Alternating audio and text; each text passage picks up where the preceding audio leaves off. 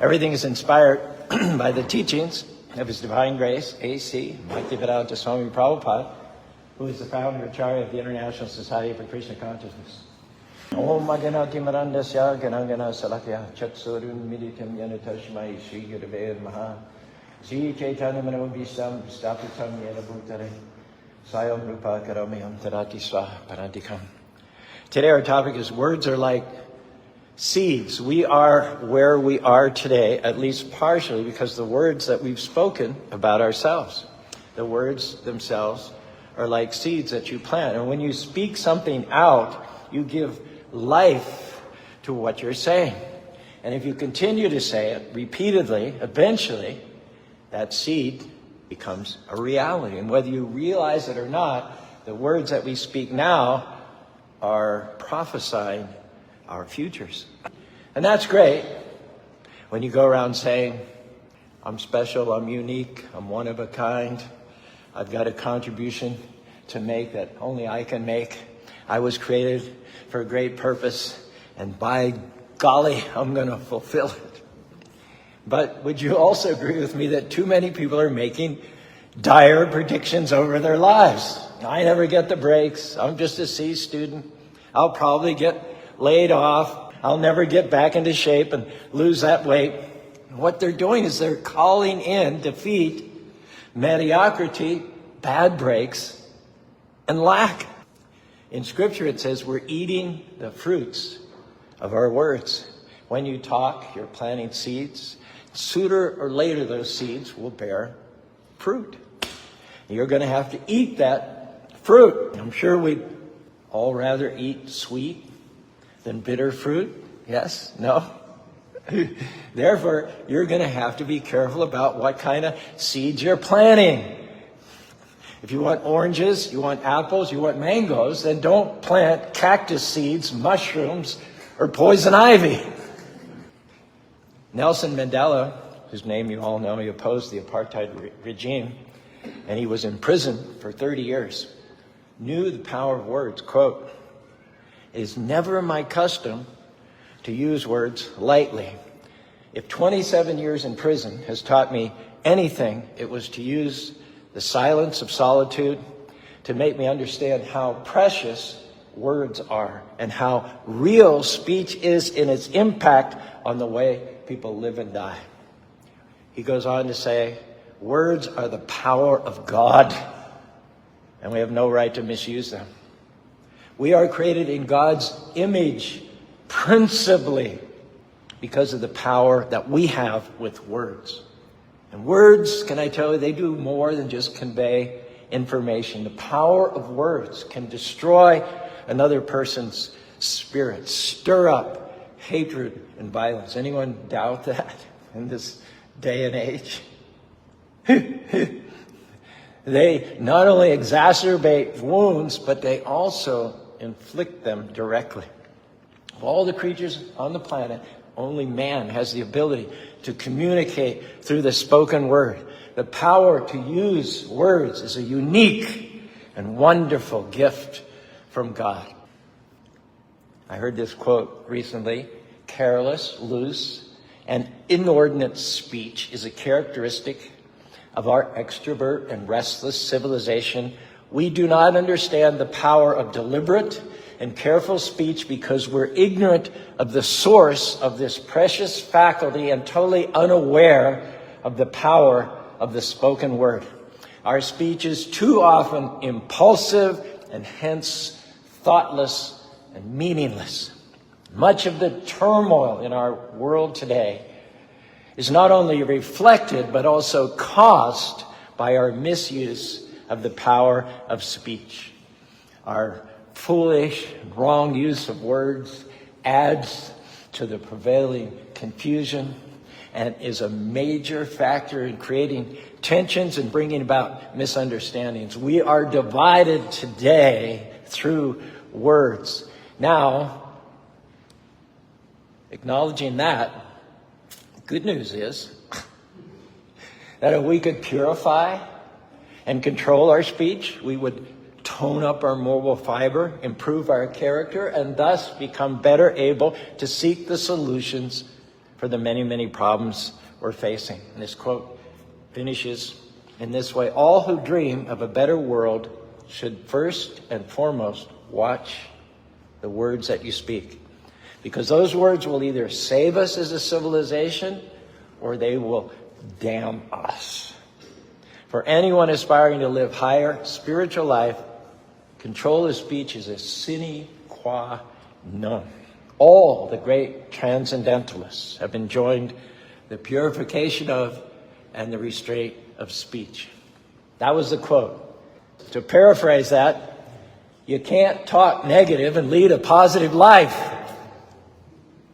You can't talk defeat and expect to have victory. You can't talk lack, boo-hoo, poor me, not enough, can't afford it, never get ahead, and expect to have abundance. If you have a poor mouth, you're going to have a poor life. So if you don't like what you're seeing in your life right now, our suggestion is start sowing some different seeds. Instead of saying, I'll never get well, true, this sickness has been in my family for several generations. Well, plant the right seeds by saying, Krishna, God is restoring health back to me. This sickness did not come to stay. It came to pass. I'm going to get better and better every day. You keep sowing those positive seeds. And even though you don't feel healthy now, just see if the cumulative effect of those affirmations don't bring you to a point of health and restoration, wholeness and victory. The Bhagavad Gita particularly talks quite a bit about how we can use our tongue and bless or curse our lives thereby. Many people don't realize they are cursing their future with their words. Every time you say, I don't have enough what it takes, I don't get any good breaks, you just put a curse on your future. I'll never be able to afford that nice house. I'll never be able to break this addiction. I'll never meet the right person. Curse, curse, curse, curse. Stop cursing your future. You know, we don't need an enemy externally coming at us with weapons and swords and guns and all to defeat us, because we're just doing a really good job of defeating ourselves. So pay attention to what you're saying. Are you cursing your life? Are you blessing your life? Hare Krishna, Hare Krishna, Krishna Krishna, Hare Hare, Hare Rama, Rama Rama, Hare Hare.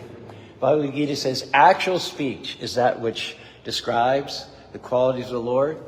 Real hands are those which work for the Lord. A true mind is that which always remembers Him, dwelling with everything non-moving and moving. Actual ears are those which listen to satisfying topics about Him.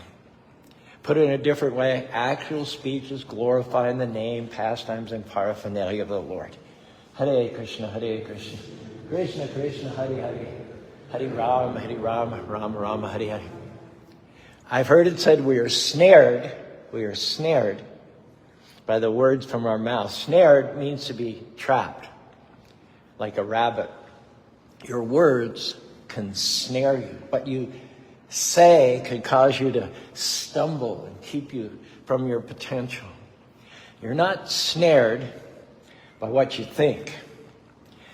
Negative thoughts come to us all. There's not much we can do about them. But when you take that thought and you audibilize it, when you speak it out loud, that's when you give it life. That's when it becomes a reality. If you say, I'll never get back into shape, it becomes much more difficult to get back into shape. You just made it harder. When you say, I never get any good breaks, you stop the favor that was ordained to you. If you say, I'm not that talented, I don't have a good personality, you're calling in mediocrity, setting the limits for your life. When negative thoughts come, the key is never verbalize them.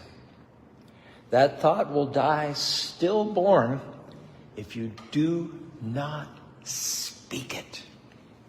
Even if you feel you're about to burst with negativity, you've got to get on the cell phone and tell someone about it. You've got to make a comment on Facebook. Then Learn the art of faking it until you make it. Or maybe I should say, faithing it until you make it. You may think, I'll never get that job, I'll never get well, I'll never meet the right person. Those thoughts come to all of us. You can't stop that. But our challenge is don't give those words life by speaking them out loud. Don't call your friends and tell them all how it's not going to happen. Don't wolf whistle and call the ladies by lascivious names, because that's a seed, the result of which you may actually end up with a fur coat and 4 legs in your next life. Tell yourself, okay, I don't see a way, but I know that Krishna or God has a way. He didn't bring me this far just to leave me hanging. God is supplying all of our needs. It may look impossible from my current point of view, but with Him, all things are possible. No better than to curse your future. Don't get trapped by your words. Here's a quote from a Back to Godhead article. It says, in the tough times, you have to be, and remember, in the tough times, you have to be on guard. It's very tempting to vent your frustration and tell people how the loan didn't go through, how the medical report is bad, or how certain people just don't treat you right. And when you continually talk about the problem, it's only going to make you more discouraged. Give that problem more life. Make it bigger.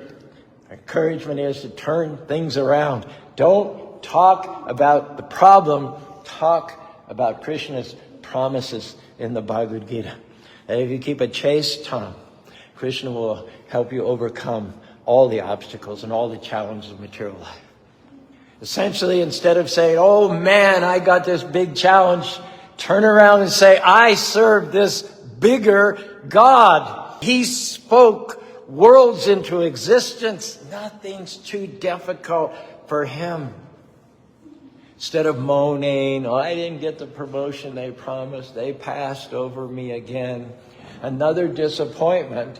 Declare, I know that when that door closes, it means that Krishna has something better in mind. He's directing my steps.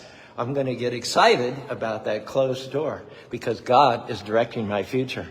Instead of concluding, I'll never meet the right person, I'm too old, it's been too long, it's too late, start getting excited. Something good is going to happen to me.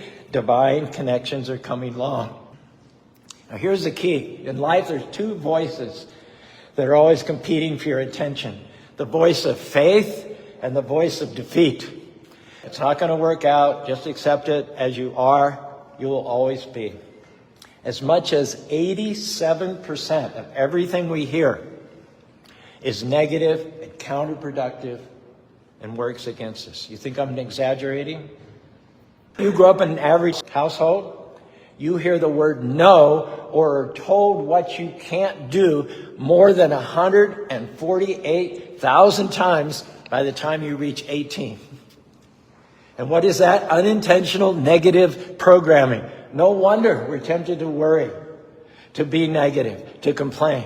But if you listen carefully, you'll hear another still, calming, resonant voice from deep within your heart. That's the voice of the Paramatma, the Super Soul, who's pouring faith into you. God has a way. Favor is coming. Healing is coming. Breakthroughs are coming. Hare Krishna, Hare Krishna, Krishna Krishna, Hare Hare, Hare Rama, Rama Rama, Hare Hare. One voice will say, you've reached your limits, you've gone as far as you can, you don't have what it takes. The other voice is clear, resonant, and matter of fact. You are well able. Your best days are still out in front of you. Now, here's the beauty. You get to choose. You get to choose which voice comes to life. The way you do that is by the way that you speak. When you verbalize that thought, you're giving it the right to come to pass. If you mope around saying the problem's too big, I'll never get well, you're choosing the wrong voice. You have to get into agreement with Krishna. The other voice may seem more louder, more insistent, more raucous, but you can override it. You can take away all of its power by starving it, not feeding it. If you start and make the right choices, initially it may be hard, initially it may be inconvenient. Your flesh will have a riot when you no longer march to its orders, but eventually get easier and easier and easier and easier. Hare Krishna, Krishna Krishna, Hare Hare, Hare Ram, Rama Rama, Hare Hare. Arjuna started the Bhagavad Gita, chapter 1, by verbalizing all of his negative thoughts and doubts. Better I'm killed by my relatives, unarmed and unresisting, rather than to live at the cost of the lives of those who are my superiors. And what was the first thing that Krishna told Arjuna to do? Zip it up. That's a paraphrase from the Sanskrit. He said, stop your negative, bodily based words. Why did Krishna do that? Because he knew that if Arjuna continued talking about the body, he'd become progressively more and more depressed. Because what is the body? The body is earth, the body is dark, the body is ignorance, the body is temporary. And the fate of this body is earth. If you're a Christian, you're buried. Right? If you're a Hindu, it's going to be ashes. And some cultures believe the body should serve a purpose. They just throw it out in the path and let the dogs and the vultures eat it. And in that case, this precious body becomes stool.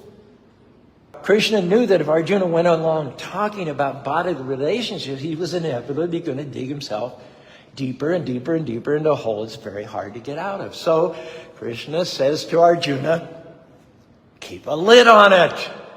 You may think it, but don't speak it out loud. And then Krishna, in the 700 immortal verses of the Bhagavad Gita, starts to predict Arjuna's future, based on Arjuna's just being quiet. And instead of speaking what he didn't know about with his mouth, his one mouth, using his two God-given ears to listen. Krishna predicts the future. He says, these maldoers, these culprits, Duryodhana and company, they're already put to death by my arrangement. I have already put them to death, Arjuna. Whether you decide to fight or not, they're not going home tonight. So you might as well relax, let go of all of your negative thoughts, and flow. Be an instrument in the fight. In the end, Arjuna got into agreement. Hare Krishna, Krishna Krishna, Hare Hare, Hare Ram, Rama Rama, Hare Hare. And we learn from Arjuna's case that Krishna, or God, is telling each and every one of us he wants us to do something great. He didn't make you to be average, to be ordinary, to make excuses, to have a pity party, to moan and groan and play the victim. No. It's easy to do that, especially in this society. You think it was easy for Arjuna 5,000 years ago. It's really, really easy now because everybody is playing the victim card. In fact, if you don't play the victim card, they're going to go after you. Oh, I can't do that. They're my relatives. I can't fight them. Why did this happen to me? Why do I, of all people, have to face my cousins and my teachers? I don't have the energy. I don't have the will. I don't have the vision. Arjuna starts to go down that road with excuse after excuse after excuse. But Krishna says to Arjuna, stop it. If you can't be positive, at least be silent. Don't curse your future. Those negative, bodily centered words are going to keep you from God's best. Negative words stop the promises that are already on the way. I wonder how many times that you've just been a couple of months away from seeing the answer. A couple of months away from meeting the right person. You've been praying for years that Krishna would bring that connection into your life. But right before that somebody shows up, you let your guard down and you start saying, oh, it's not going to happen. I'm not good at looking enough.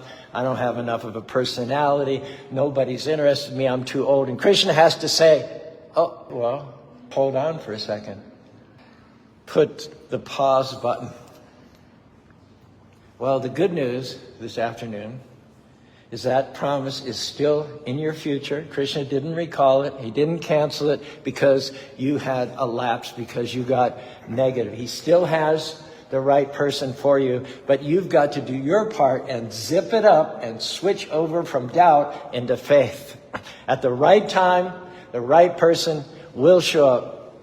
Krishna will release what your negative words have delayed to this point because he wants the best for you. He's your loving Father. He has healing. He has restoration. He has promotion all lined up for you. But we have to quit talking about how it's not going to happen. You may not see a way, but Krishna has a way. It may look impossible, but Krishna can do the impossible. Just because you don't see anything happen doesn't mean nothing's happening. Right now, behind the scenes, he's arranging things in the favor of those who keep him first place and chanting his names. He's lining up the right people. He's moving the wrong people out of the way, positioning you exactly where he wants you to be. Now, don't delay the promise by speaking negative words. If you can't be positive, at least be quiet. Your words prophesy your future. If you say, I'll never get into the college of my choice, you're right. You'll never get into the college of your choice. If you say this problem's going to sink me, it's going to take you under. If you say, I'll never be able to afford a nice house, then you'll never be able to afford a nice house. You're being snared by the words of your mouth. And what we're saying this afternoon is, instead of imprisoning yourself with negative words, take the positive alternative. Use the same amount of energy to chant Hare Krishna, Krishna Krishna, Hare Hare, Hare Rama, Rama Rama, Hare Hare. Like George Harrison said, chant the names of the Lord and you'll be free. All through the day, you need to ask yourself, is what I'm about to say what I want to come into my life? Because whatever you say, you're inviting it in. And when you say, I'll never pay off my house, I'll never get out of debt, the economy is too slow, you're inviting struggle, lack. When you say my career is dead-ended, this is as good as it gets, you're inviting defeat and mediocrity. You need to send out some new invitations. When you say I will lend and not borrow, when you say God's favor surrounds me like a shield, whatever I touch prospers and succeeds, you're inviting increase. You're inviting good breaks. You're inviting success. When you say, I, with God's help, will overcome this problem, I am more than a conqueror, equipped. If God be for me, who dare be against me? You're inviting strength, healing, restoration, vindication, and breakthroughs. Yes, in the beginning of the Bhagavad Gita, Arjuna started vocalizing his doubts. Krishna basically told him to shut his mouth and start listening. None of us ever learned anything when we were speaking. Krishna reversed the outpouring of Arjuna's negative words, and he inputted the immortal words of the Bhagavad Gita. Those words dissipated Arjuna's confusion like the sun dissipates the darkness with the sunrise. And after hearing from Krishna, Arjuna said, Nashta mohasmitalam, chatprashadam, stito shmingata, karisha se vachanam. Krishna, I totally accept as truth everything that you've told me. I am now firmly fixed and free from doubt. I'm fully prepared to move ahead according to your instructions. So instead of giving voice to the negative, to the lusty thoughts and cursing your future, let me offer you this afternoon the positive alternative, chanting the holy names of the Lord. Hare Krishna, Krishna Krishna, Hare Hare, Hare Rama, Rama Rama, Hare Hare. You may initially feel hesitant, doubtful, not exactly confident. You may not initially feel equipped, prosperous, healthy, or blessed, but if you open your heart and your mouth to the all-powerful names of the Lord, things will turn gradually in your favor. You'll go from the odds being against you to them being overwhelmingly in your favor. The winds of Krishna's grace will blow in your direction. You will become full of peace, joy, abundance, purposefulness, and satisfaction in this life and next life. You'll go back to home, back to God. If any of that resonates with you, you're welcome to raise your hands in the air. We can all say it together. Hare Krishna, Krishna Krishna, Hare Hare, Hare Rama, Rama Rama, Hare Hare. Thank you all so very, very much.